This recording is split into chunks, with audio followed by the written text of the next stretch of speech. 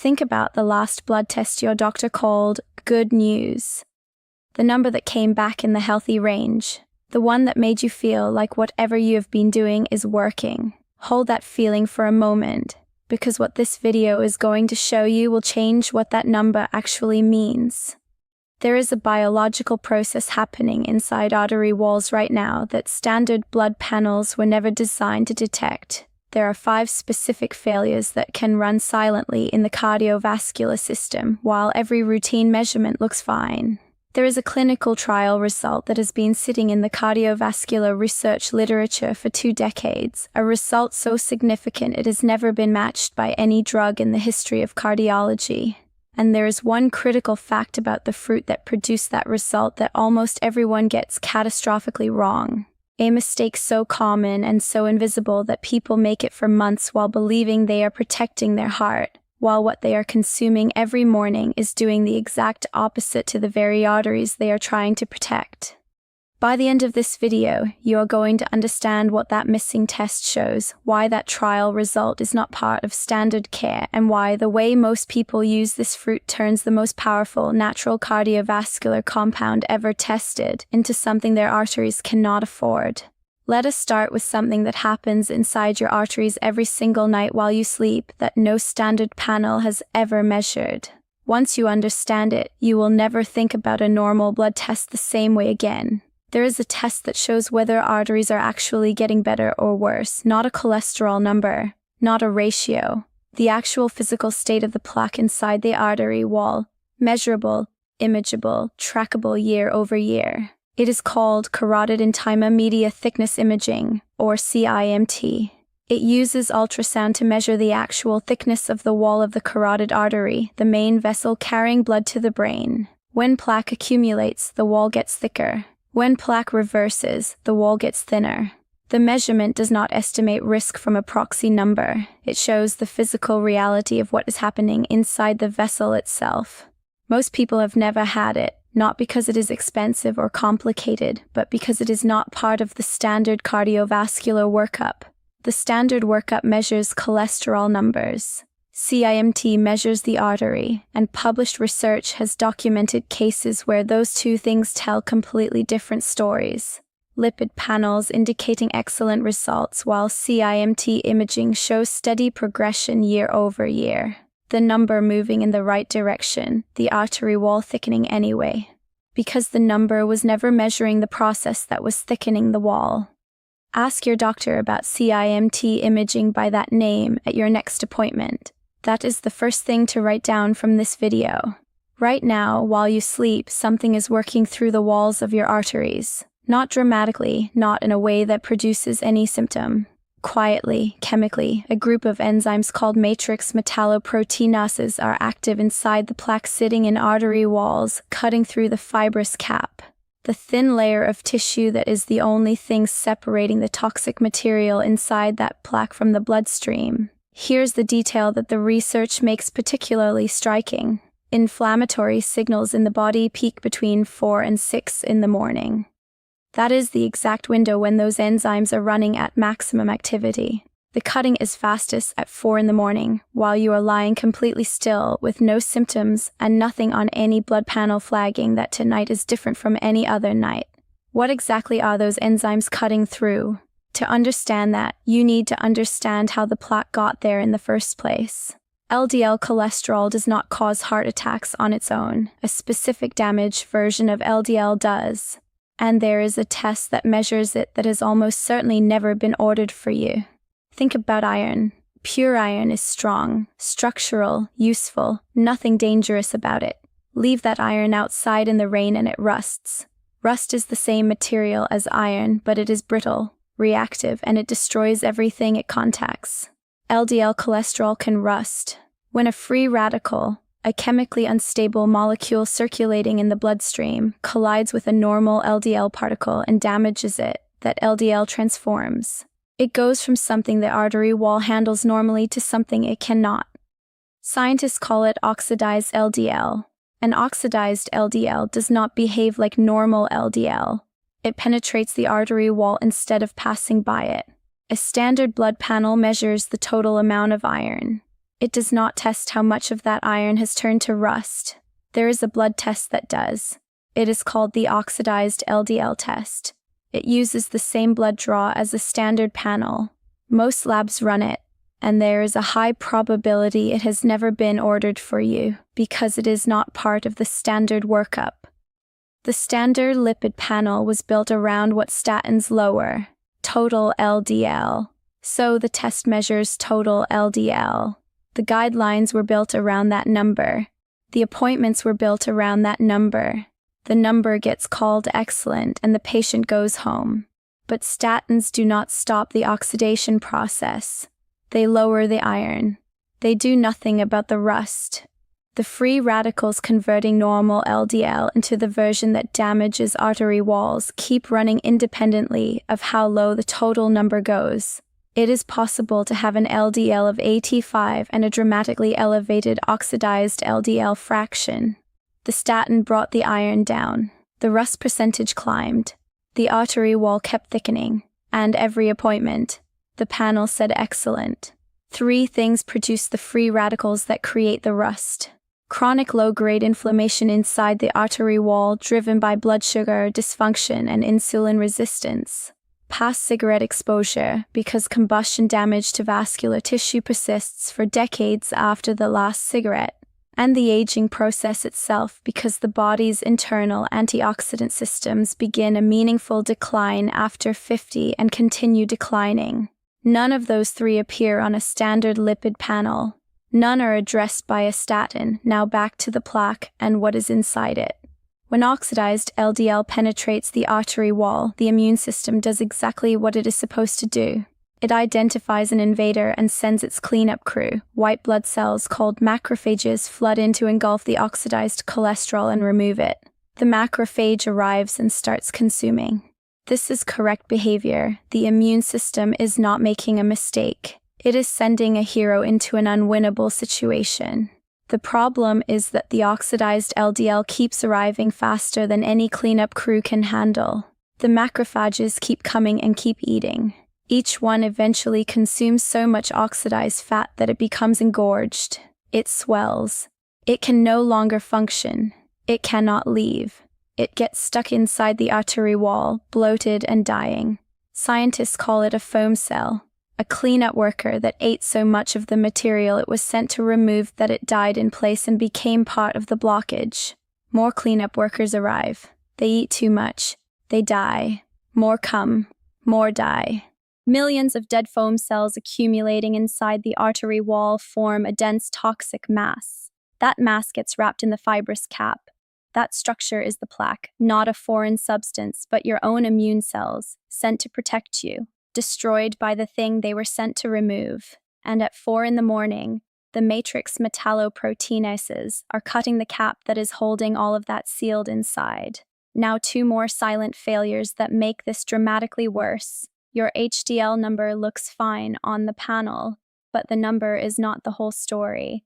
HDL carries a microscopic enzyme on its surface called para-oxidase 1. That enzyme functions as a biological interceptor. Its entire job is to find oxidized LDL in the bloodstream and neutralize it before it ever reaches the artery wall, before the macrophages get called in, before the foam cell cascade begins. The enzyme destroys the rust before the damage starts. The reason HDL is called good cholesterol is not the HDL itself. It is what is riding on its back. Para-oxidase 1 activity declines with age, consistently across every study that has examined it. The decline becomes meaningful after 50. By 70, most people have substantially reduced para-oxidase 1 function compared to what they had at 45. The HDL is still circulating, the number still appears in the healthy range, but the protective enzyme is diminished. The patrol is running.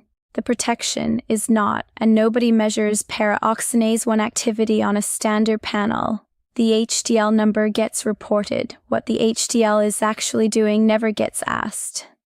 The third failure connects everything. The body already produces the molecule that keeps arteries open and flexible. Nitric oxide.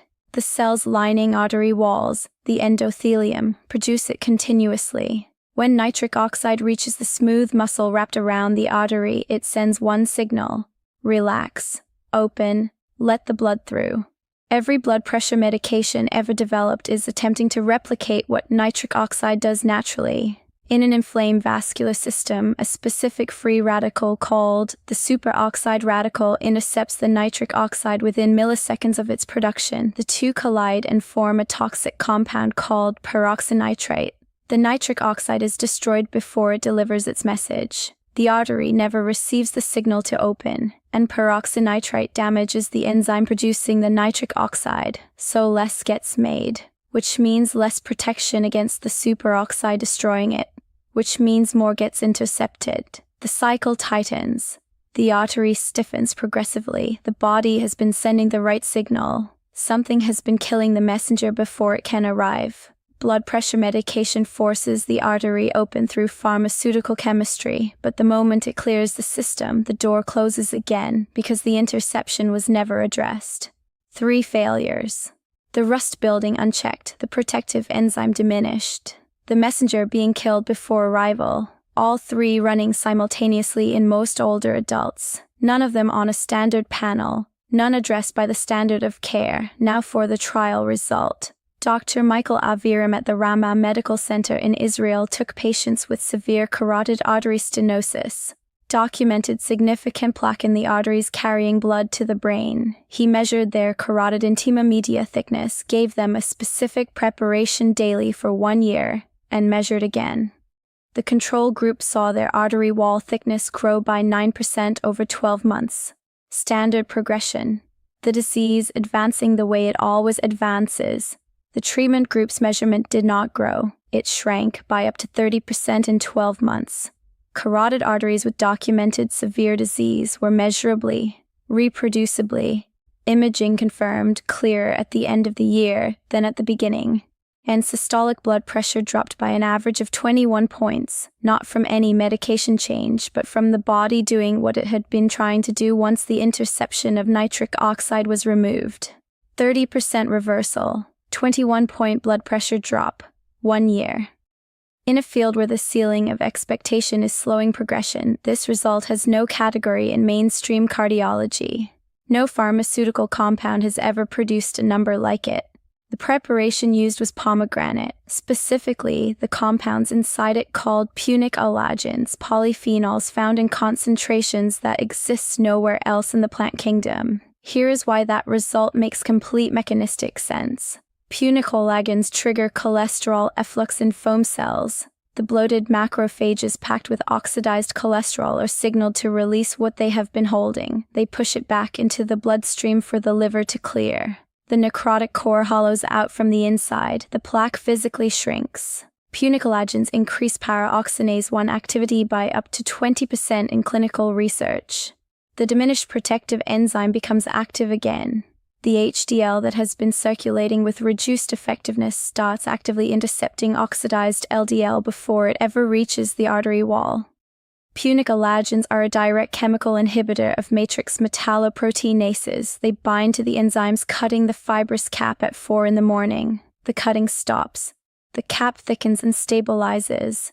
Plaque that was dangerous becomes stable. And punicolagens neutralize the superoxide radical before it can intercept the nitric oxide signal. The messenger survives. The artery receives the command to relax. It opens, not because a drug forced it, but because the body delivered its own signal successfully. 5 mechanisms. 1 fruit. 1 clinical trial result sitting in the research literature for 2 decades. Now stop. Before you go to the grocery store, there is a mistake that turns all of this into nothing. If you buy commercial pomegranate juice, the red sweet liquid in the refrigerated section, you are not getting punicolagens, you are drinking concentrated fructose. Commercial pomegranate juice is pasteurized, heated to temperatures that destroy polyphenol compounds. Every punicolagen in that bottle was obliterated before it reached the shelf. What remains after pasteurization and sweetening is a concentrated sugar load that spikes insulin, generates oxidative stress, and damages the protective endothelial lining of the artery wall, the exact lining the intact punicolagens are supposed to protect. The bottle looks like medicine. The process that made it destroyed the medicine to produce something sweet enough to sell.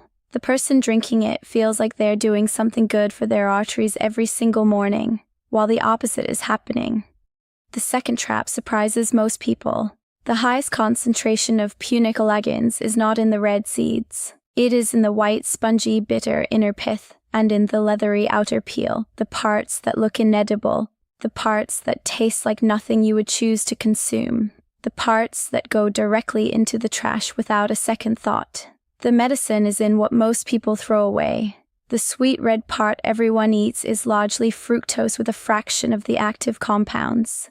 The bitter parts no one wants are carrying the foam cell evacuation, the enzyme reactivation, the cap stabilization, and the nitric oxide protection. The Avirum trial used a preparation from the whole fruit, including those parts. The clinical result was produced by the full spectrum of the fruit's chemistry. There is one more layer, and it explains why two people can do everything right with this fruit and get completely different results.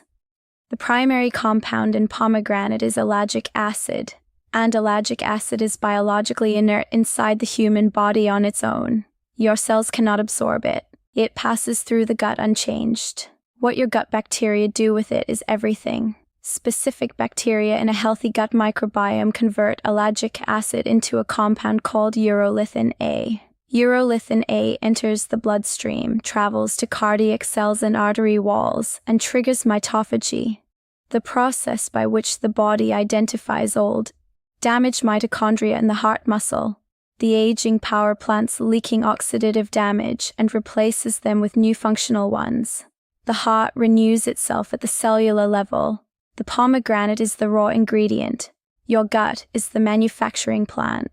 Without the plant running, the raw ingredient passes straight through and that fifth mechanism never operates.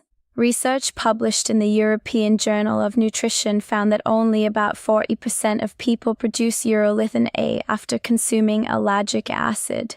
Seniors who have taken repeated antibiotics, eaten low-fiber diets for years, or have depleted gut bacterial populations may not have the specific strains needed to run that conversion. The practical implication: fermented foods every single day. Kimchi, plain yogurt, kefir, sauerkraut, not occasionally. Daily. Without the bacterial population, the ellagic acid passes through unused and the mitochondrial renewal process never runs. Here's what actually delivers the trial result in practice. Buy a fresh pomegranate. Extract the seeds. Take a tablespoon or two of the white inner pith, the bitter, spongy material, and blend it with the seeds and 8 ounces of water. Do not strain it. Drink it. It will taste bitter and astringent and nothing like commercial juice. That bitterness is the punicalagins. That is what the clinical result was produced from. If it tastes sweet, the active compounds have been removed. Alternatively, use a standardized whole fruit pomegranate extract in capsule form. No juice, no fructose, no pasteurization. Look specifically for standardization to at least 40% ellagic acid and punicalagins stated on the label. That specification mirrors what the Avirum trial used. Generic pomegranate supplements without that standardization are not the same product. Speak with your doctor before starting either approach, particularly if you are on blood thinners. Pomegranate has mild antiplatelet activity that is relevant in certain medication contexts. Continue all prescribed medications exactly as directed. At your next appointment, ask for 3 things by name. The oxidized LDL test, not total LDL. The oxidized fraction, that is the test that shows the rust. Carotid intima media thickness imaging, the measurement that shows whether the artery wall is actually getting better or worse. The measurement the Avirum trial used to document 30% reversal. And peroxinase 1 activity, the test that shows whether the protective enzyme on your HDL is actually functioning or has been diminished for years, while the number looked fine on every panel. These are not exotic requests. They are tests that exist, that most labs run, that most insurance covers, and that give a completely different picture of cardiovascular reality than the panel built to measure what a statin moves. The science on pomegranate's cardiovascular mechanisms is genuine. The Avirum trial is real and has been published in peer-reviewed literature. The mechanisms, foam cell efflux paraoxinase 1 activation, matrix metalloproteinase inhibition, superoxide neutralization have been independently investigated and documented across multiple research groups. What the research cannot tell you is what is happening inside your arteries specifically. That is what the tests are for. The conversation that produces that answer is one appointment away. If you have been buying commercial pomegranate juice thinking it was protecting your arteries, leave a comment below and tell me how long. And if someone in your life has been told their numbers are well managed and is still quietly wondering why they do not feel protected, send them this video. Their numbers may look excellent. The rust may be running anyway. The protective enzyme may have been diminished for a decade. The enzymes may be working at 4 in the morning while everything on the chart says stable. The test that shows the truth has never been ordered because nobody told them they could ask for it by name.